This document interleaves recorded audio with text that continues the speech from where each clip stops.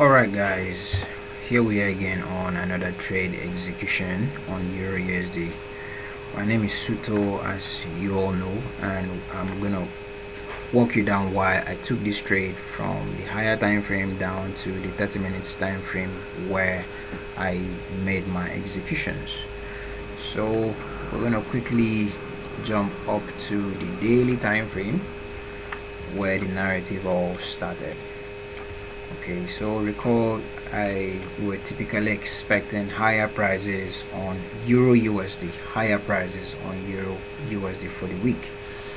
So typically we all know that Monday, a lot of times, most of the times, Mondays tend to be the accumulation of the week, and then any day between Tuesday, Wednesday, or Thursday tends to be either the low or the high of the week. So typically, since I was expecting higher prices on Euro USD, either Tuesday or Wednesday or Thursday should be the low on the week. So if you look at this candle right here, look at this candle. This is Monday's candle. This is Monday's trading. So far Monday opened and expanded and did all this, and then typically I'll be expecting Tuesday, any day from Tuesday, to form the low of the week. And how would the low of the week be forming? Now if you look here, we have this large fair value gap here on the daily time frame, and that fair value gap was my draw on liquidity. How did we arrive at the fact that that fair value gap should have been a thing? So now if you look up here, if you look at this high, the high of this candle, and how Tuesday traded, against it. Tuesday opened here. Today Tuesday opened here and then ran and then swept the liquidity above Monday's high, like so. Okay, so usually when buy side is taken, usually the market reverts to sell side liquidity, and it does that going through internal range liquidity and eventually gets to the external range liquidity. So external range liquidity got taken here as buy side on Tuesday, and then that was what led to the expansion, which would be pointing at this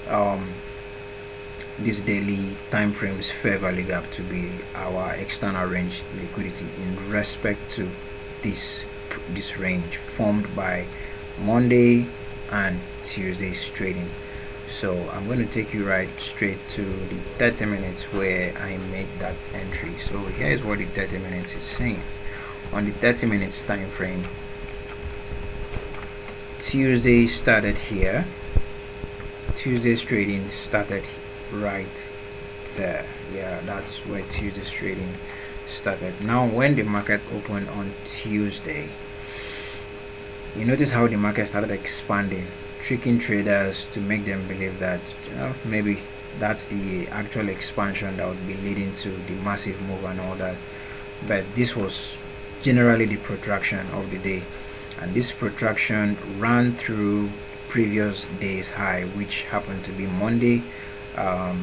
Simultaneously took out Asian high. Okay, so after Asian high got taken out, typically would be expecting a bearish shift in market structure, which happened here. Now you see how energetic this bearish shift in market structure happened, and when that happened, it broke market structure here to the downside and left us with this sweet fair value gap on the 30 minutes time frame. So now on a retracement to back to that fair value gap was where I made my entry. Now we have a lot of confluences here on this time frame, and even on the lower time frame. Now if you look here, see this series of up close candles. That's our bullish, that was our bearish order block. So I just didn't want to include that on my chart, so it's not going to make my chart look too messy. Sorry, I'm going to restrict this order one to the higher time frames alone. Okay, that's good. So I just didn't want to make my chart look too messy, so that would have been This would have been my bearish order block on the 30 minutes time frame. Now if you look at this area where I'm circling, okay, right there we had an SMT right there on the 1 minute time frame. We had an SMT right there against the DXY. So I saw that to be a thing too, and that too was added confluence. So now if you go down to the 15 minutes time frame, also you see where the 30 minutes fair value gap is situated is also where the 30 minutes time frame is situated. That's why I annotated it as M15 M30, meaning that that fair value gap belongs to the M15 and the M30 time frame. So right there was where I made my entry, and I was expecting sell side to be engaged, to be reached out to. So I did my normal risk management. I risked quite enough, which I would have been comfortable with. I entered here and I was initially targeting the lows, the launch lows from Monday.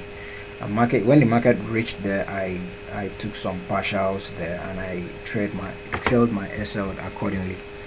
So typically I was supposed to have just allowed the trade keep running until I reached the previous day's low, which I drew out here in time, but I just didn't want to be greedy.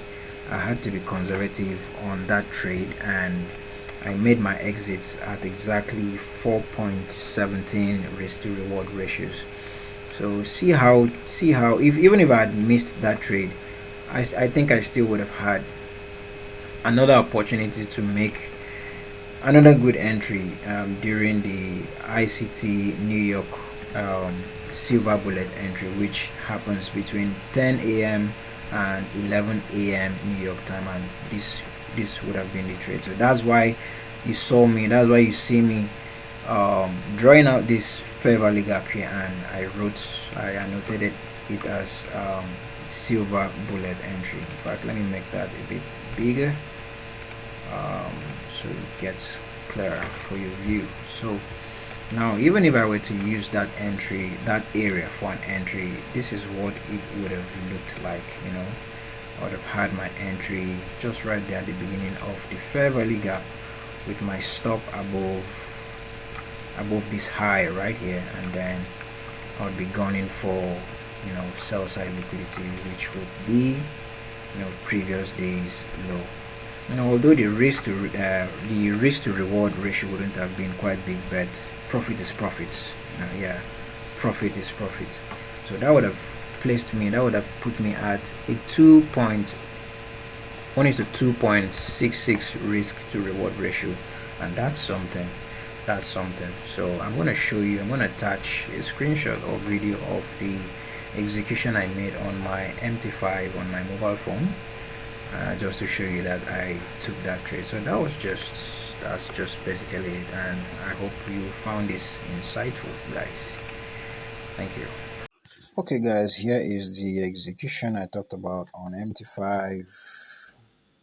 Yeah, where I made my entry right here on the fair value gap. I made two entries. First one was just before the fair value gap, but on a very low time frame, and then the second entry was right here at the fair value gap, and then I took partials here, and finally I collapsed the trade at exactly 1:4.17 risk to reward ratio. So that's it, guys. I hope you found this insightful. Thank you.